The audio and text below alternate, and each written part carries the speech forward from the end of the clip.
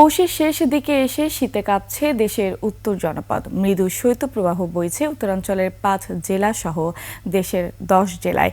বেড়েছে খেটে খাওয়া ও ছিন্নমূল মানুষের দুর্ভোগ।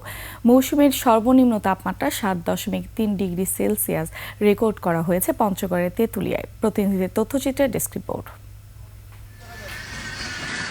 পৌষের শেষে কমছে তাপমাত্রা, শৈত্যপ্রবাহের ব্যাপ্তি বেড়ে রাজশাহী, পাবনা, নওগাঁ, দিনাজপুর, পঞ্চগড়, যশোর, কুষ্টিয়া, চুয়াডাঙ্গা, গোপালগঞ্জ ও মৌলভীবাজারের উপর দিয়ে বইছে মৃদু শৈত্যপ্রবাহ।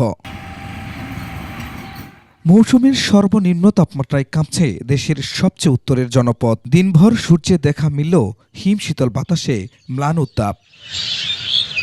গরম কাপড়ের অভাবে শীতার্ত মানুষ ভরসা খুঁজছেন খড়কুটোর আগুনে। তবুও ঠান্ডায় কাহিল খেটে খাওয়া মানুষ। এত ঠান্ডা যে ঠান্ডার জন্য মানুষ ঘর থেকেই বের হতে পারতেছে না। ঠান্ডায় মানুষ শরীর খুব কাঁপতেছে। নীলফামারীতে প্রতিদিনই কমছে তাপমাত্রার পারদ। কখনো কখনো সূর্যে দেখা মিললেও উত্তাপ একেবারেই কম। হিম বাতাসে নাকাল সাধারণ মানুষ। এখন ঠান্ডার জন্য মানুষ মনে আসে না, চলাফেরায় খুব অক্ষম এবং কাজকর্মে যেতে পারতেছে না। তীব্র শীতে কাহিল কুড়িগ্রামের মানুষও। কনকনে ঠান্ডায় ব্যাহত স্বাভাবিক জনজীবন। বিড়ম্বনায় খেটে খাওয়া বিভিন্ন পেশার শ্রমজীবীরা। ঠান্ডা দিন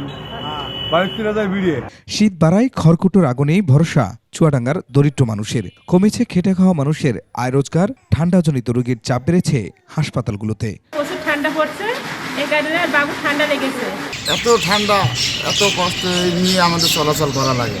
নোয়াখালীতেও কুয়াশার চাদর ভেদ করে উঁকি দিয়েছে সূর্য, তবে কমাতে পারছে না শীতের দাপট।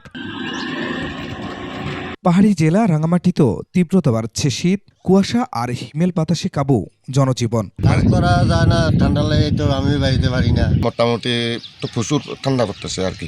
আবহাওয়া অফিস জানিয়েছে তাপমাত্রা কমে ব্যাপ্তি বাড়তে পারে শৈত্যপ্রবাহের।